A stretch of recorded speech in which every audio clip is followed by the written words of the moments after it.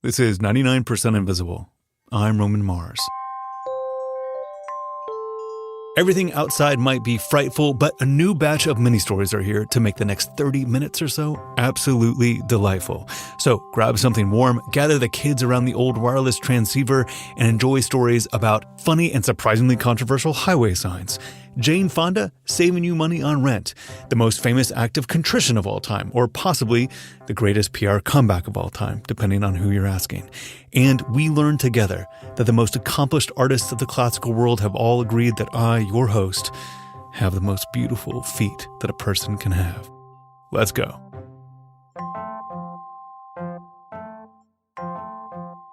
So I'm joined by our producer, Chris Berube. Hey, Chris.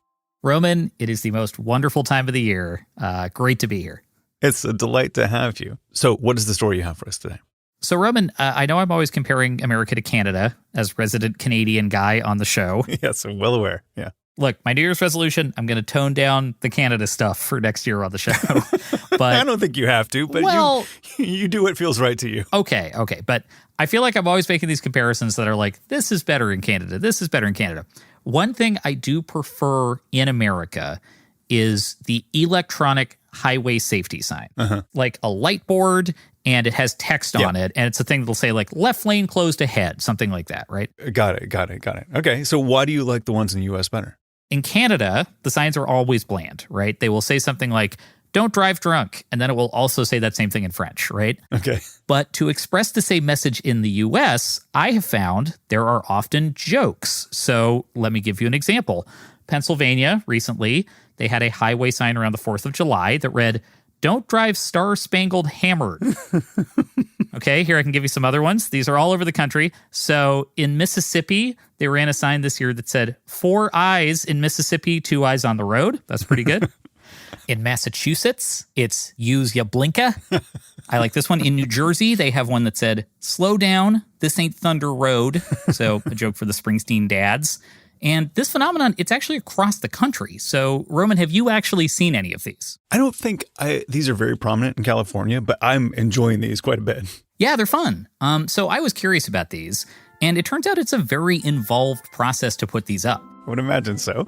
So tell me more. I actually found this out because I talked to somebody who writes these signs. My name is Matt Birding. I'm the press secretary at the Ohio Department of Transportation. What ODOT does is make sure that the snow is cleared in the wintertime, make sure that the roads are passable in the summertime. We also have a big role to play in safety projects across the state.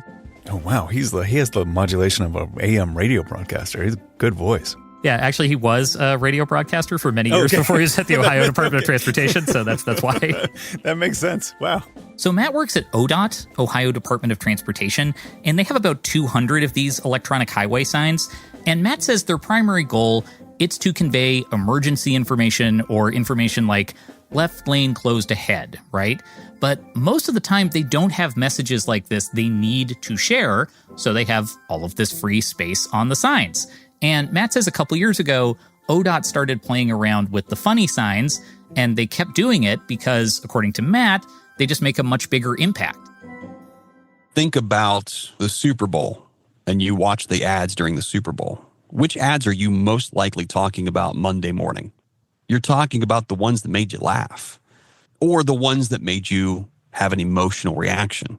I mean, that certainly makes sense to me. So where do these specific jokes come from? Like, who writes the jokes? So, Robin, in Ohio, where Matt works, they actually have a writer's room coming up with these jokes. Of course. That's great. So 4 times a year, they have a meeting. Everybody comes to this meeting with like a list of ideas. They debate them, and then they settle on a couple that are going to end up on the signs. I mean, sometimes I'll bring, a couple dozen ideas, and 30% of them don't fly. And sometimes you bring, just a handful of them, and they all go. So it just varies. Yeah, that sounds like every pitch room I've ever been in. So, 30% is a pretty good failure rate, honestly. I was going to say, if our pitch meetings went that well, I think we'd be having a really good pitch meeting. I know, exactly. But according to Matt, they're coming up with these jokes, and there's a couple of parameters they have to work with. So obviously, first thing, it has to fit on the sign, right? Right. In Ohio, most of the signs are about 17 characters across 3 lines. So that's not nothing, but that's not an unlimited amount of space. So first thing, it has to fit on the sign. It also obviously shouldn't be offensive, shouldn't hurt anybody's feelings, things like that. But above all, it has to make everybody in the room laugh. Yeah, which is probably the hardest criterion of all because humor is subjective. Of course, yeah. And Matt says part of how they correct for that is they always try to make sure they have people from different generations at each meeting. So he says they always make sure there's like a Gen Z staff person in there. There's a Gen Xer, and if everybody's laughing, then it's probably going to work with the general public. There has to be someone there to tell you what cap means. Or Yes, exactly. That's super smart. So what kind of jokes work for that whole room? Matt told me there's a couple subjects that always tend to work pretty well. So the first one is holidays. So a couple of years ago, ODOT had this sign for the holiday season. It was, visiting in-laws, slow down, get there late. Solid. One of them, for example, around Thanksgiving that we run every year is Turkey Says Buckle Buckle. It's goofy. It's one of those things that I can certainly hear a dad saying as he's driving with his family to grandma's house for Thanksgiving dinner. And the kids are all probably rolling their eyes going, oh, great dad. Awful joke. Yeah, it's on the sign. You guys are all buckled up, right? Second inspiration is local references. So you'll make a joke about a football game coming up. Be like, don't be like Michigan, drive defensively. I don't know. I'm just making up an example. I don't know if Michigan's football team is bad at defense, but you'll make some joke about a geography pun, right? A lot of states do this. And Matt says the ODOT team actually will steal signs from other states and then just update them with their own local references. I'm going to be honest with you. Look, we all talk to each other. So, what's a good idea in Colorado is probably a good idea in Ohio, too. I don't remember which state it was. I want to say maybe it was Utah that did camp in the mountains, not the left lane. We don't really have mountains in Ohio, but we did camp in Ohio State Parks, not the left lane. I think Missouri does camp in the Ozarks, not the left lane. Matt says this is like part of the process is that states love to steal from each other and like they'll meet up at a conference and they'll trade these jokes and they'll be like, oh, that works. I could do this for mine. So you got geography, you got holidays. The signs that get the most attention, though, these are the ones in Ohio and across America that everybody seems to love. They are inspired by pop culture. So these are the signs that go viral. These are the signs people are posting on social media. Roman, could I share a couple of the pop culture jokes? I would be disappointed if you did not. Okay, so here we go. Arizona, they ran this one around Christmas a couple years ago. Yippee-ki-yay, sober drivers. Oh, my God. Okay. So that's of course, a Die Hard reference. Of course. The ultimate Christmas movie, yeah. Mm-hmm. More recently, Mississippi ran one that said, texting and driving, say, hi, it's me. I'm the problem. It's me. I mean, it's a simple one, but, Taylor Swift was really big that summer. That makes sense. Yeah. And pop culture jokes are great because, they're more relevant than your kind of dad jokey turkey gobble gobble jokes. But it's kind of high risk too, right? Because not everybody is going to get the joke necessarily. Yeah, no, that makes sense to me. We don't all consume the same pop culture, especially today, yeah. Right, and that can be really alienating, right? So Matt actually has a perfect example of this where they tried a pop culture one and it just went wrong. Being in Ohio, if you know the movie A Christmas Story, very popular in Ohio because it was filmed in the Cleveland area. So one year we put on the message boards, life is fragile, slow down. And we spelled out phonetically fragile. Because if you're familiar with The Christmas Story, you know the scene where the dad opens up gets the box of the big prize that he wins and fragile must be Italian. There are people who have not seen A Christmas Story, believe it or not, who read that and were like, what in the world is ODOT trying to say here? You're driving on the highway at 70 miles an hour. We can't explain it to you. You just got to get it. And if you don't get it, then that's probably not a good message to run. So, in general, people love these signs. They're popular, they get shared on social media, but there is a problem. One group in particular really does not like them, and that group is the Federal Highway Administration. Oh, no. Those guys. Why Those not? guys. Well, the FHWA, they're in charge of highway safety for the United States. And in their opinion, these signs can be kind of a distraction.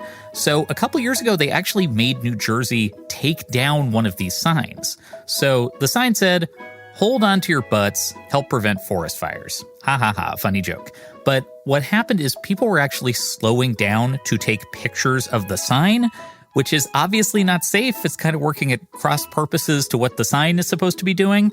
So they actually told the state, you have to take this down.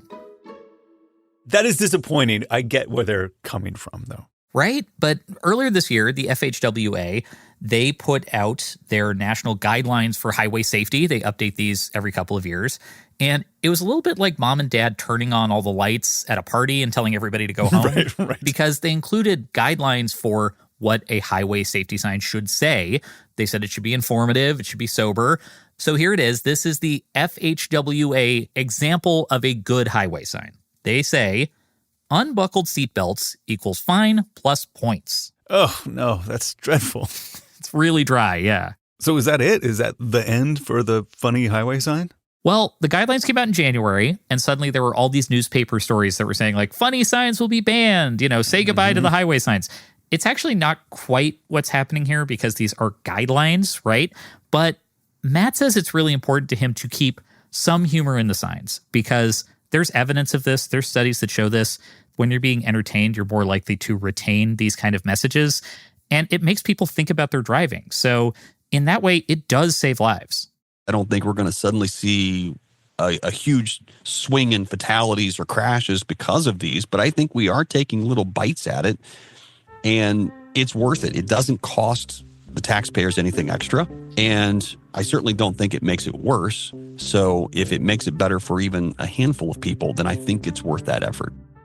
Now, Roman, if you have an idea for a funny highway sign, I have some good news. You can share your pitches with ODOT. There's a website for it, and Matt says they consider every pitch that's sent in. Oh, my God. If you enjoy the institution of the funny highway sign, you have an opportunity. It's at the website zerodeaths.ohio.gov. So check it out. I'm going to spend some quality time on this. Well, thank you, Chris. This is delightful. Thanks, Roman.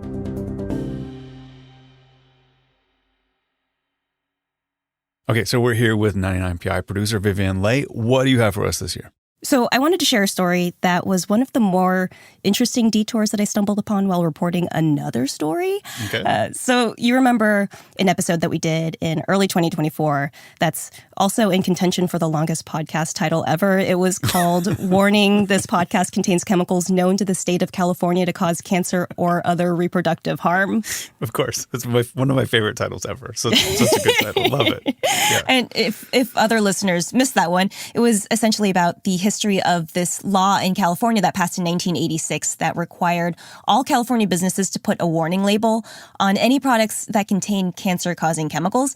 And a big part of the reason why that law originally passed was because Jane Fonda was a huge proponent of that proposition. Yes. Yeah. I mean, she's the one who kind of rounded up a ton of these celebrities and, they went on this bus, and actually brought like a lot of good attention to this proposition. Yes, exactly. Chevy Chase was there. It was a whole thing. But while I was researching that story, I found out that victory might not have been possible if it weren't for the Jane Fonda workout tapes. Roman, would you care to hear more? Yes, absolutely. I want to hear more. Okay. So Jane Fonda has been a huge progressive activist for literally decades. She's probably somewhere getting arrested at a climate rally as we speak. But back in the 1970s, Fonda was this huge anti-war activist, and doing that work, she met another fellow anti-war activist turned state assemblyman. His name was Tom Hayden. And Hayden and Fonda eventually got married, and together they realized that they needed to influence politics from within the system. So the mid-ish 1970s, they founded a political action committee called the Campaign for Economic Democracy. And one of the big goals of the CED, I call it the CED for short, was trying to get progressive new left candidates into local office. But the problem was that political action committees take a lot of money to run. This was a statewide organization that made a huge difference in California. This is Jane Fonda in an interview with Democracy Now! We elected people that are still serving in public office in California. And so we had to raise a lot of money because we had a lot of chapters, and there was a recession. You see, the CED had to pay for, field offices, staffers, put on events, pay for political advertising, all that stuff that helps fund local campaigns. So Fonda was trying to solve this question of how to realistically keep the CED going financially, which was hard because Fonda and Hayden's politics were considered pretty outside of the mainstream at the time. But she says that she got an idea one day after she saw a story about a very controversial politician. I read an article that Lyndon LaRouche, that really bad but very wealthy guy, had a computer business that would fund people that would hold those signs at the airports. And I read an article that said that he supported all that with his computer business. So, Roman, do you know who Lyndon LaRouche is? I mean, I know the name. Like, I kind of know it. I mean, like, I kind of think of them as this, as I was growing up, this perennial presidential candidate.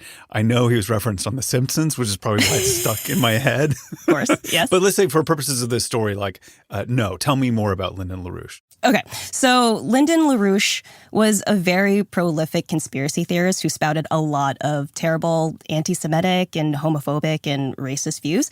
He also claimed that Queen Elizabeth controlled the world's drug trade.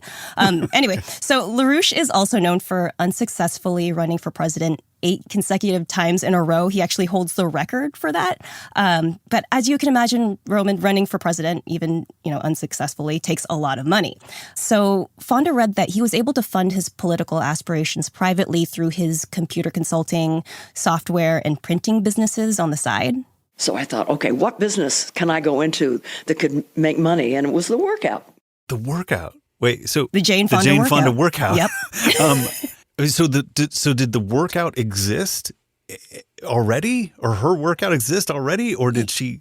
Which came first? Okay, so a little bit of background on the Jane Fonda workout. Okay, please. So exercise is something that had been really important to Jane Fonda for a really long time. Mm-hmm. But in 1978, around the same time that the CED was getting going, she broke her foot while filming a movie, and she was looking for some new low-impact form of exercise that would be less taxing on, that part of the body. Mm-hmm. And she ended up meeting an exercise instructor named Lenny Kasdan, who introduced her to these long total body workouts, and she fell in love with it. And she ended up opening a bunch of exercise studios and then eventually releasing the Jane Fonda workout book, which was wildly popular. To talk about how much money we're talking about here. You blew everyone away. How long were you on the New York Times bestseller list 2 for? years. 2 solid years. That is what caused the New York Times to start separating it out into categories. Because to have the workout book competing with, Philip Roth or somebody didn't make any sense. I mean, 2 years on the bestseller list, that's really something. It's a long time. How long was the 99PI book on the bestseller list? On the bestseller list? I mean, it was like in the top 10 for 3 weeks, so I was pretty proud of that. That's pretty good. It's still pretty good. Exactly. But if it wasn't for her splitting out the list, we would not have ranked because we were on the nonfiction list and not competing with the fiction bestseller list. So. Interesting. Jane Fonda, thank you again for all of your work. But yeah, so, eventually in the 1980s, the early 1980s, Fonda was approached to bring her work out to this newfangled technology called home video. And she said that she was at first actually very hesitant to put out a workout tape. She was a movie star at the time and she thought it would be terrible for her acting career. Mm-hmm. But she agreed to do it because, A, nobody would ever watch it because this was such a new technology that she barely knew anybody who owned a VCR. And B, she thought it might bring some extra cash in for the CED. And that must have been even more successful because I didn't even know there was a book. Mm-hmm. Me growing up, it was the Jane Fonda workout tapes. So it must have even eclipsed those. Oh, yeah, totally. She ended up selling over 17 million tapes. And it's actually thought that the Jane Fonda workout tapes were so popular that they led to an increase in VCR sales. And Fonda says that pretty much all of that money went straight into the campaign for economic democracy. Wow. Well, that's incredible. I mean, in addition to pushing VCR sales, did the tape sales actually move forward the politics of the CED? Did it actually change California or world politics? Yeah, so the CED invested in, a bunch of progressive causes in California, like investing in solar power, labor rights, anti-war initiatives, women's rights, of course, Proposition 65. But I think one of the biggest, most tangible successes of the CED was getting rent control laws passed in Santa Monica. And this is something that has actually had a lasting impact on the city, and it still exists today. Wow. So if you live in a rent-controlled apartment in the city of Santa Monica, this is essentially because of Jane Fonda and the Jane Fonda workout tapes. Wow. Yes, exactly. And I actually do have a friend who lived in a rent-controlled apartment in Santa Monica for like 14 years, and he only just recently moved out to start a family. And when I learned about this, I texted him and I was just like, Brandon, if you ever meet Jane Fonda, you better thank her for saving you thousands and thousands of dollars. That's perfect. Oh, it's such a fun little side story. I'm glad we could take this little detour as a little bonus from your Prop 65 story, which people should go listen to. If they haven't heard it, it's like one of my favorites of recent memory. So thank you. So, awesome. Merry Christmas to me.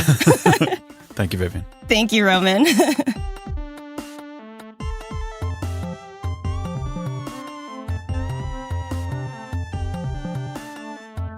Coming up, why the ancient Greeks who believed in a perfect version of everything were obsessed with feet. And how the man who invented dynamite came back from the dead, sort of, to clear his name and ended up creating the most famous prize in the world. That's after the break.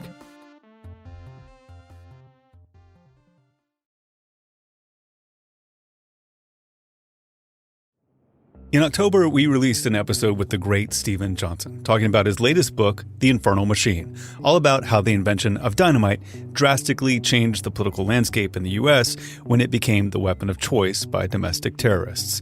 Dynamite unleashed a new kind of horrific, violent, destructive power that the world had never seen before.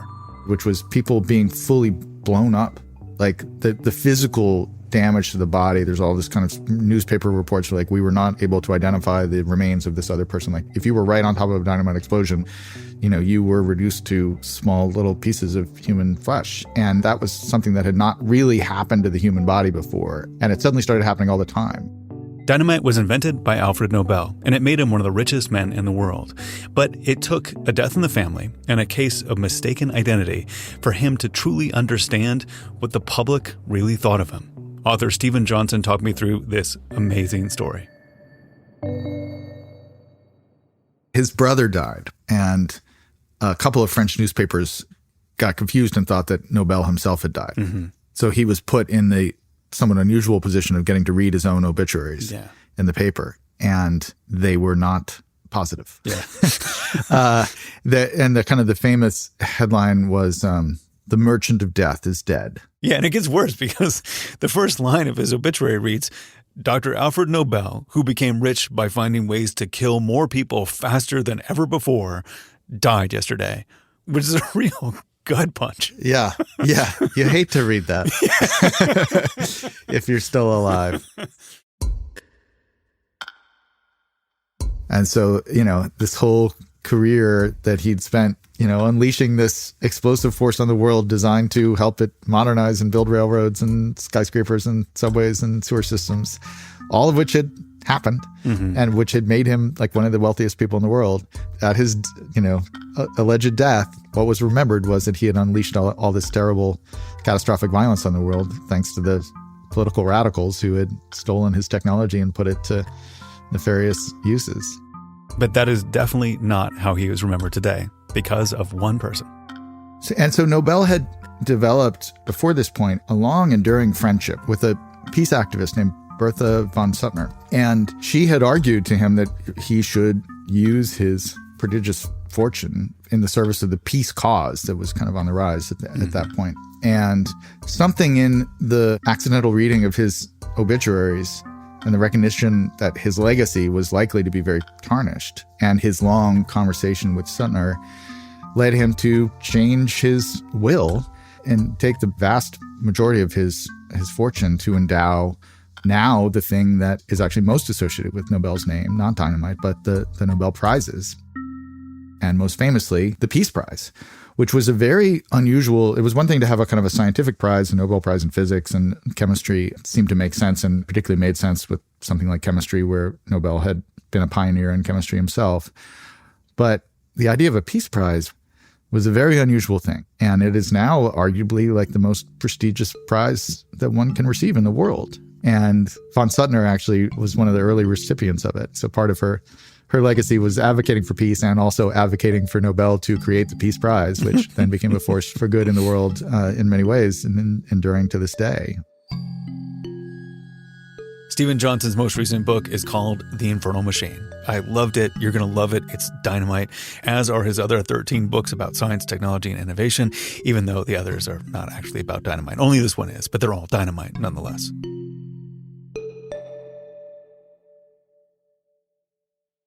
So, Joe Rosenberg, what do you have for me today? Well, Roman, this story starts just a couple months ago when I'm at home and I'm walking around barefoot. And I go into my roommate's room to ask her about something. And before I can even get a word in, she just blurts out, "Oh my God, what the hell is wrong with your feet?" Huh. And I look down at my feet. I look up again. And I say, "What do you mean?" Because she sounded truly alarmed. At which point she goes, "Your big toe is shorter than your second toe." Huh. Yeah, and it's true. My big toe is slightly shorter than my second toe. But genuinely, before this moment, it had never once occurred to me to think about the lengths of people's big toes relative to their other toes, much less my own. You know, now that you mention it, my second toe is also longer than my big toe. But if you were to tell me to draw a foot, I think I would draw them in sort of a kind of straight diagonal progression from big toe to little toe. Oh, okay. So your big toe is also shorter than your second toe. That's right. That's right. I'm one of you. Oh, okay. Oh, this is okay. Well, then, in fact, this story is going to have. Suddenly, the stakes just got a lot higher. Okay. So most feet, they form more or less that kind of diagonal line with the big toe being biggest, and my feet, and apparently your feet, do not. At least in my case, the end of my foot instead just kind of forms this gentle curve. But my roommate was just adamant about this, that the length of my big toes, or specifically their lack of length, was just plain wrong. And so how did you take this in, like, emotionally? Externally, with grace. Okay. Internally, I am freaking out. I already have other things about my body that I'm not pleased with. And so I do the only thing I can do at that moment, which is to rush back to my room, go on my computer, and look up what it means when your big toe is abnormally short. Well, what did you find? I mean, what did the internet tell you? Not that I'm put a ton of credence on the internet when it comes to, like, what thing is going on with my body. But still, what did the internet tell you? Well, in this case, you should put total credence in the internet because I found total vindication. Oh, excellent. Yeah, it turns out that this is a thing in the art world because in the Western artistic tradition, throughout its long history of depicting the human form, there are three major foot shapes that you'll see come up. And they are Egyptian, Roman, and Greek. And so I'm assuming that's because this is how the Egyptian, Romans, and Greek, like, sculptors and painters each portrayed feet. Exactly. Okay. But also each of these three categories corresponds to types of feet commonly found worldwide. And broadly speaking, an Egyptian foot is when your big toe is longer than your other toes. Okay. And that is far and away, as mentioned, the most common type of foot worldwide. In one study, it's something like 70% of the global population. Okay. Then there is the slightly rarer Roman foot. That is when your big toe is the same length as your second toe and often third toe. And that's like 25% of people. And then there is what you and I have, the Greek foot, which is when your big toe is shorter than your second toe. And the Greek foot is the rarest foot of all. In this same study, only 5% of people have it. Wow. I would have never thought such a thing. So given that it's so rare, what determines whether or not you have a Greek foot? It's a little unclear. You'll be shocked to learn that toe length is not a top priority in the medical community right now. And to be clear, there's no definitive study of the numbers. They can vary quite a bit. But it pops up more in a few populations throughout the world. So according to, again, different studies, maybe like 30% of the Ndoma in Nigeria have it. Possibly a majority of people with Ainu ancestry in northern Japan have it as well. But the important part for you and me is that according to no less a source than Wikipedia, my foot, my much maligned and ridiculed foot with its short big toe, was not only depicted, but treasured by the ancient Greeks, who believed, and I kid you not, that it was the platonically ideal form of the human foot. Right. right. Well, take that, unnamed roommate. That'll show her making fun of Joe Rosenberg's feet. That's right. And I'm obviously, I'm not going to disclose her name. I'd hate to, humiliate her in front of our audience of millions. Yeah. But it gets better because it says that throughout most of Western artistic history, it was, quote, an idealized form which has persisted as an aesthetic standard. So like you and I have won like the foot lottery. The Western canon has determined that we have beautiful, beautiful feet. We do. And I need to insert a brief PSA here, which is that in the medical world, there's actually a name for it. It's called Morton's toe. Okay. And it can lead to gait issues that lead to leg and back pain later on in life. Yeah. So, if you feel like you have an extreme version of this, maybe go check it out with your doctor. But that is not relevant to what we're discussing today. We're gonna move on to the more important stuff here. Okay, so how did that aesthetic ideal come about? Like, how did the Greek foot initially become considered this, the quote unquote persistent aesthetic standard? Well, perhaps not surprisingly, something like 40% of Greeks have it, and possibly, like a majority of Greek men. So the ancient Greeks just looked down on their feet and just decided, oh, this toe configuration is the best.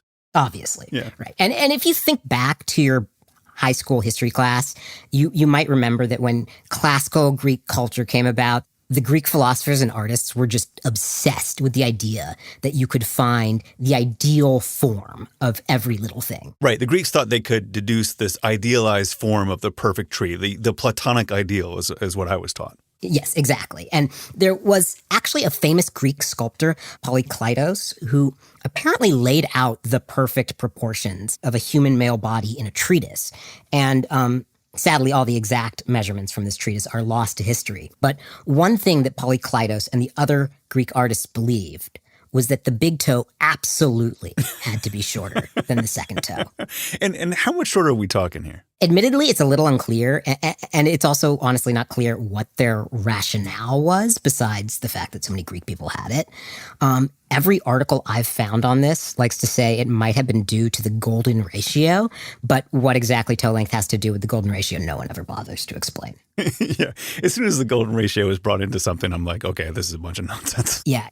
Nevertheless, the Greeks end up having a disproportionate cultural impact. Mm-hmm. And so there's basically been like 2,500 years of Western art in which the depiction of the human form has been influenced by the Greeks. And so when it comes to the great works of Western art, our toes, Roman, are in very good company. Needless to say, I prepared a small slideshow. Okay. Let me start you off with what is arguably the most admired and well-preserved ancient Greek bronze of all time. It's called Boxer at Rest, in which this very handsome guy, who I personally think kind of looks like Paul Mescal, sits in this kind of beautiful, exhausted repose. Okay, let me click on this one. Okay. Oh, yeah, that's nice. And here is a detail, of course, of one of his perfect Greek feet with its slightly smaller big toe. Yeah, this is very subtle, but I can see this is a lovely idealized foot. Absolutely. And lest you think this is restricted to men, let's move on to Renaissance painting with no less than Botticelli's Birth of Venus. Oh, yeah. Venus, I will remind you, is the goddess of Roman beauty. And here are her even more pronounced Greek feet. Oh, goodness. Yeah, they really are leaning in hard. That looks like a finger almost. Yeah. And the list of Greek feet goes on. Leonardo's drawings of the ideal human form, the one in the circle. Oh, yeah. Michelangelo's David, and my personal favorite example of Greek feet, the Statue of Liberty. Oh, wow. Yeah. I've never noticed this before. Is that like the biggest short, big toe on display in the world? It might be.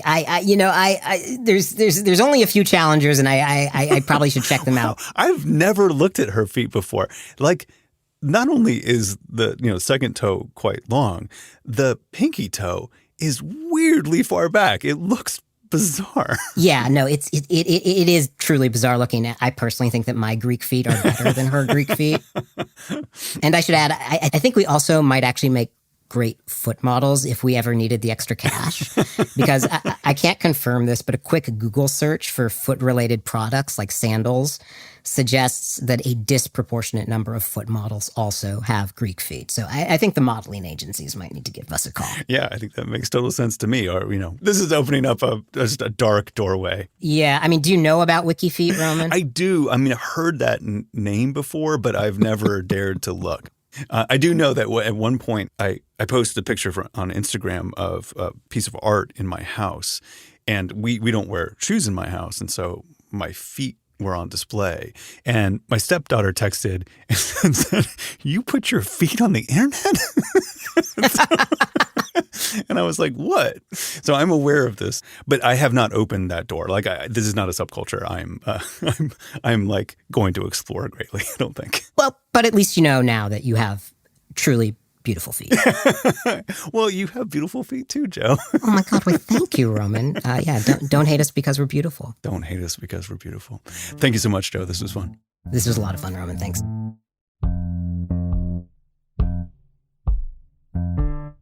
99% Invisible was produced this week by Chris Berube, Vivian Leigh, Jacob Medina Gleason, and Joe Rosenberg. Edited by Christopher Johnson. Mixed by Martin Gonzalez. Music by Swan Real. Fact-checking by Laura Bullens. Kathy Tu is our executive producer. Kurt Kolstedt is the digital director. Delaney Hall is our senior editor. The rest of the team includes Emmett Fitzgerald, Gabriella Gladney, Lashma Dawn, Nina Potok, Kelly Prime, Jason DeLeon, and me, Roman Mars. Taylor Shedrick is our intern. The 99% Invisible logo was created by Stephen Lawrence. We are part of the Stitcher and SiriusXM podcast family, now headquartered 6 blocks north in the Pandora building in beautiful, uptown, Oakland, California.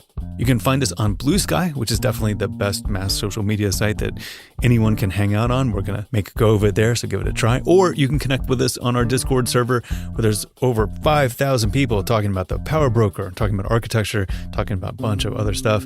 There's a link to that, as well as every past episode of 99PI at 99pi.org.